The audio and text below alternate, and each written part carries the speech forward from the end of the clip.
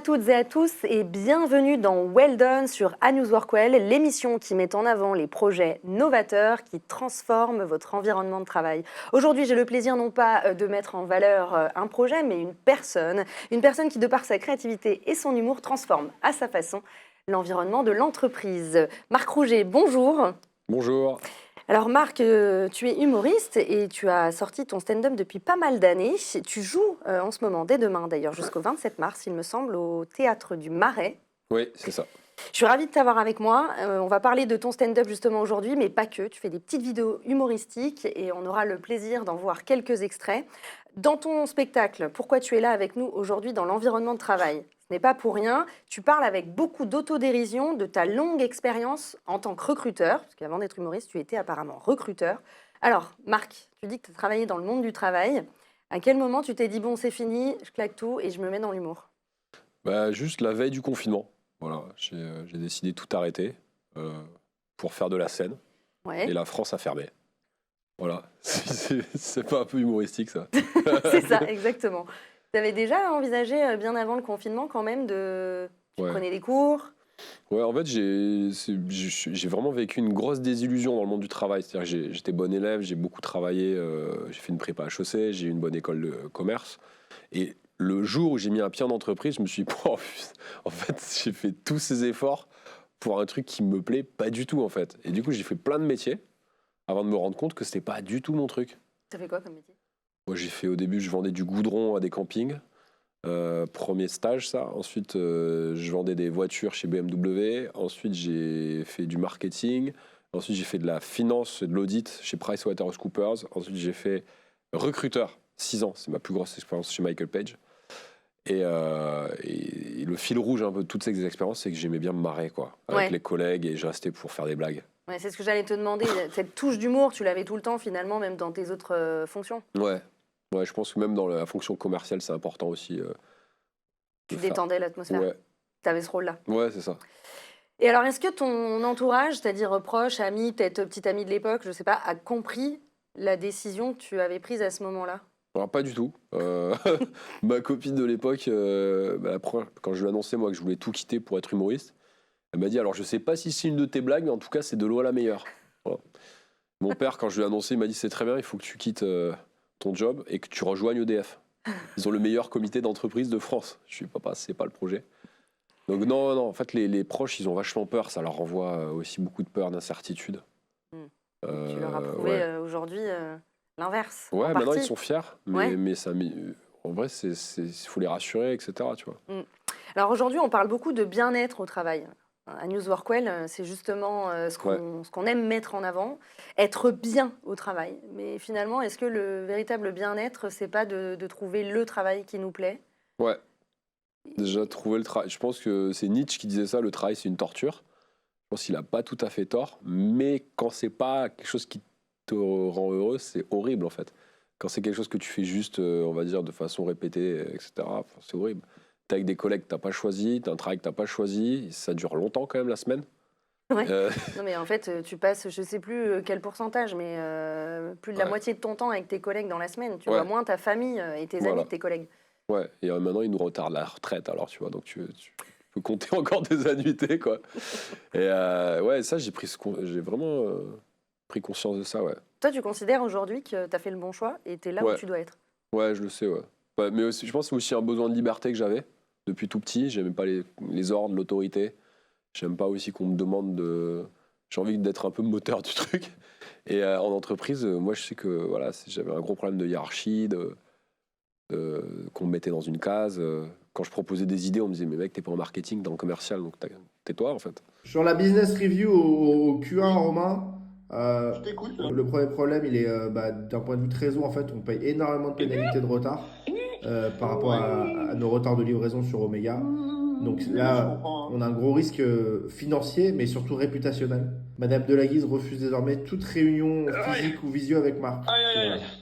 Oula. Je suis niqué là. Et Marc, tu es tombé là. Ah, je suis niqué. Ouais, ça va, merci beaucoup. Ouais. Merci. Marc, tu n'as rien à faire là. C'est quoi ce lapin Merci là? beaucoup. je crois qu'il est en télétravail avec Boris Oh. Denis. Tu comprends, Marc, pourquoi tu n'as rien à faire là?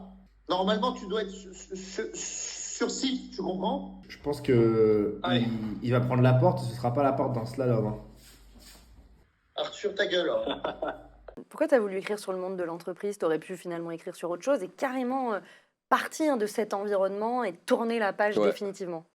Je pense qu'aujourd'hui, les gens, il y a un mal-être en entreprise, Ouais. pas général, mais il y a quand même un truc qui revient de, ok, les gens se plaignent, il y a de plus en plus de maladies de type bureautique, on va dire le burn-out, Le bore-out, le tu connais ça? bore-out, ouais, l'ennui, Ouais. le travail, la perte de sens. D'ailleurs, l'année 2025, hein, c'est l'année de la grande cause de la santé mentale. C'est vrai? Ouais, ouais. Ok, bah je suis là. Ouais. Non, mais on en parle de plus en plus, et c'est dramatique. Et moi, c'est ça, en fait, c'est aussi faire du bien aux gens, les détendre entre deux réunions en leur disant, ok, moi j'ai fait un burn-out, j'en ai fait un chez Price, Ah, t'en as fait un? très très rapide, en 6 mois, j'ai explosé Ah en ouais, l'air. Ouais. ils t'ont déglingué, quoi. Ouais, je dormais plus la nuit, etc. Et du coup, j'ai utilisé toute cette matière-là pour en faire quelque chose d'humoristique, de drôle, j'espère, parce que sinon je me suis planté encore de métier, il faut que je rechange. Mais et je pense que j'ai vraiment cette vocation-là aujourd'hui, de détendre les gens avec ça, leur dire, ok, c'est un burn-out, c'est pas grave, en fait, c'est... Comment ça se manifestait chez toi? Comment ça s'est manifesté, le burn-out? Chez toi? Moi, j'ai chopé beaucoup de cheveux blancs à 25 ans. Là. Ça fait tout le tour de ma tête ici. Des rêves un peu cauchemars, des Des idées, terreurs nocturnes, quoi. ouais, des idées noires, tout ça. Ah ouais? Ouais, T'as été suivi? non, Pas du tout. non. Tu t'en es sorti par l'humour? Je m'en suis sorti en quittant le job déjà. Et après, ouais, l'humour, je pense qu'en fait, même en audit, moi je faisais des sketchs, je me levais en salle d'audit alors qu'on était chez le client et tout, je faisais des sketchs, j'imitais une personne, je prenais le tableau, je faisais des dessins. Et les gens étaient morts de rire, mais ils disaient, mais qu'est-ce qu'il fait en fait? Il est perché, le gars. Ouais, il est trop fou en fait. Allô? On peut savoir où tu es, Marc? Oui, je suis en rendez-vous à l'extérieur là. Marc, aujourd'hui, c'est notre team building. Ah, c'est encore un escape game? Oui, ça te pose un problème? Bah non, mais du coup, je vais rester là. Marc, tu reviens sur site, il y a le minibus qui nous attend. Si tu viens pas, je dis quoi aux autres? moi Bah t'as qu'à leur dire, je me suis juste échappé plus tôt de l'escape game en fait. Marc, joue pas à ce jeu avec moi. hein. Bah ça tombe bien, on est d'accord. Arrête, Marc. Tu reviens t'amuser sur le site du team building tout de Attends, suite. je te laisse, mon rendez-vous est arrivé. Mais tu es où? Ça va chérie? Chérie? Non, pas toi. Mais du coup, comment justement c'était perçu par les collègues et l'entreprise? Cet humour que tu pouvais avoir, ce côté très à l'aise, quoi, finalement. Ah, je me souviens, il y avait un manager qui était venu me voir, il m'a dit, écoute Marc, ton temps de distraction n'est pas celui de tout le monde en fait. Donc il faut que tu comprennes que tu peux pas te distraire tout l'open space. Tu vois. Ouais, je vois, ouais. Effectivement, pas forcément très bien perçu, quoi. Je me mettais pas beaucoup de limites sur la fin, ouais. J'étais vraiment en roue libre. Comme dans tes sketchs, finalement. Qu'est-ce qui est le plus stressant pour toi, un entretien d'embauche ou monter sur scène pour la première fois? Franchement, les deux, ça a été très stressant parce que les deux, j'ai fait des crises d'angoisse. Et entretien d'embauche, en tant que recruteur, j'ai fait une crise d'angoisse. Ah ouais? Où je faisais genre avec mon costume d'être là. Oui, donc alors, et moi j'étais en train de faire une crise d'angoisse de votre personne qui était elle-même stressée, et qui essayait de faire genre qui était décontractée. Du coup, c'était trop drôle. Il y avait deux crises d'angoisse un peu qui essayaient de faire genre qu'ils étaient cool. Ouais. Donc ça, c'est mon premier entretien. Ah ouais. Et ouais, les 6 premiers mois, je sais qu'en tant que recruteur, j'étais T'étais hyper pas à stressé. l'aise. Ouais.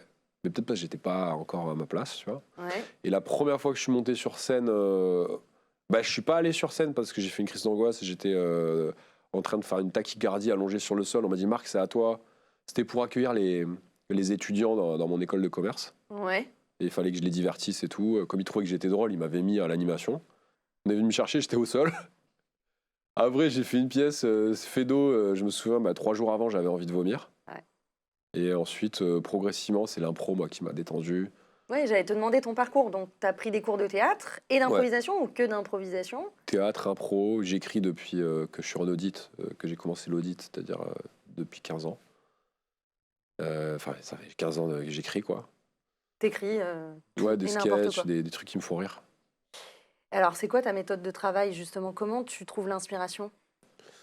Dès qu'il y a quelque chose que je trouve inhabituel, qui m'interpelle, une phrase que j'entends dans la rue, quelque chose où...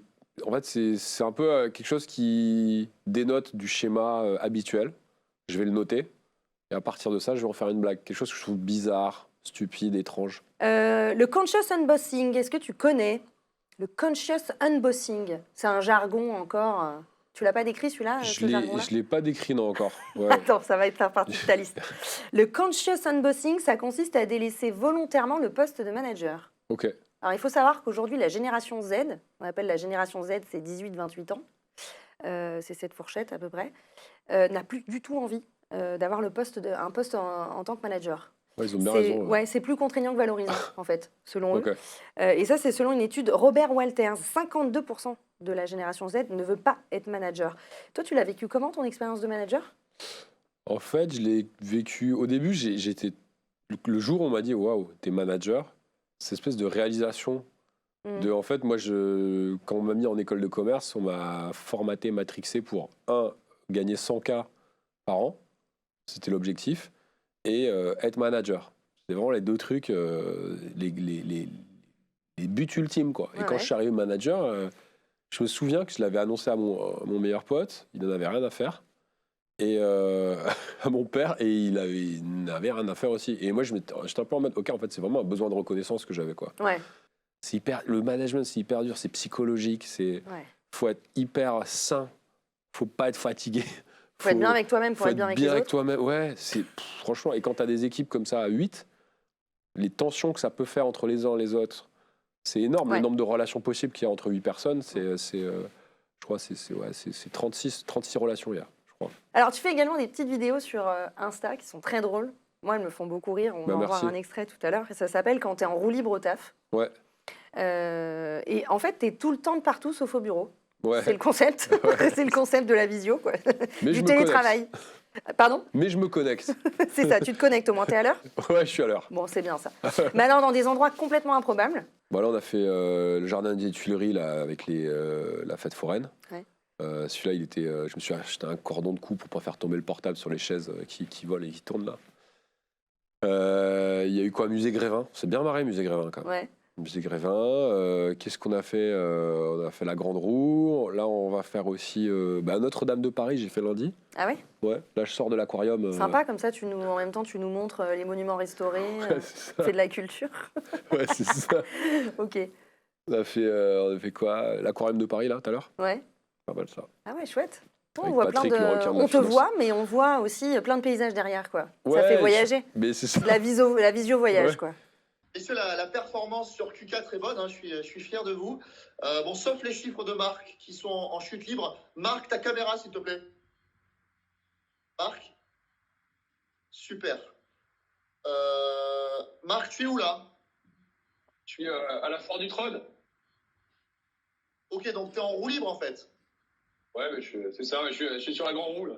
Marc, on présente le reporting devant le groupe d'ici 10 minutes et tu fais quoi là? Bah écoute, je fais un petit building avec moi-même.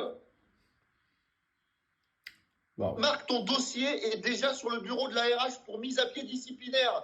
T'es complètement hors sol, tu comprends? Alors oui. En même temps, j'ai l'impression que le monde du travail, c'est un peu une grande roue et c'est pas celle de la fortune, alors tant qu'à faire. Ta gueule! Après, sans vouloir y mettre mon grain de sel, tu nous avais dit, Chroma, que 2025, ce serait les montagnes russes, donc c'est vrai que... Oh, mais tu vas pas t'y mettre aussi? Ah, pardon, Arthur, reste concentré, je t'en supplie, parce que j'ai vraiment besoin de toi. Pardon. Prends le lead sur la business review, là. Mais en tout cas, travailler en bureau, c'est ça que ça fait susciter, c'est que ça suscite la suspicion. Quand on n'est pas au bureau, on se dit, OK, elle est en visio, elle a le droit de faire du télétravail, ou il a le droit de faire du télétravail, mais est-ce qu'il bosse vraiment? Qu'est-ce que tu as souhaité, toi, dénoncer en faisant ça? Bah justement, c'est un peu ça, ce truc de l'over-control. Ouais. Les managers qui disent, tu reviens sur site. En fait, c'est ridicule. Je pense qu'on peut travailler depuis partout et depuis nulle part. Enfin, aujourd'hui, on a des jobs, pour beaucoup, qui sont un peu bullshit jobs. Je dis pas... c'est des jobs qui sont, entre guillemets, pas très complexes, etc. Je parle de bureautique. Moi, ce que je faisais, je pense que je pouvais le faire depuis un zoo, depuis la plage, depuis les trucs. Ça n'affecte pas ma performance, en fait. Et du contrôle aussi. Ouais. Et moi, c'est le contrôle que je supporte pas. Ouais, qui t'embête. Si j'ai envie de partir à 16h parce qu'il faut que j'aille chercher mon fils, j'ai pas envie de me justifier d'aller chercher un billet retard à la vie scolaire, quoi. Bon, si vous reprenez bien la to-do list, on reste dans le timing. Marc, ça a changé chez toi, non? Non, pourquoi? Mais je sais pas, il y a des gens qui mangent des glaces dans ton salon. Ah non, mais là, je suis chez Ikea, là. Mais Marc, t'es chez Ikea en semaine, il est 15h en plus. Oui, mais en fait, comme on va changer de locaux, on va chercher des idées déco. Tu te fous de moi en fait. Écoute, je vais te demander de revenir sur site, Marc. Bah, sur site, il n'y a pas grand-chose. J'ai dû venir sur place. Il y a plein de choses. Hein. Par contre, regarde, ah ouais, tiens, regarde, j'ai trouvé ça là pour ton nouveau bureau. On va parler pas de dingue.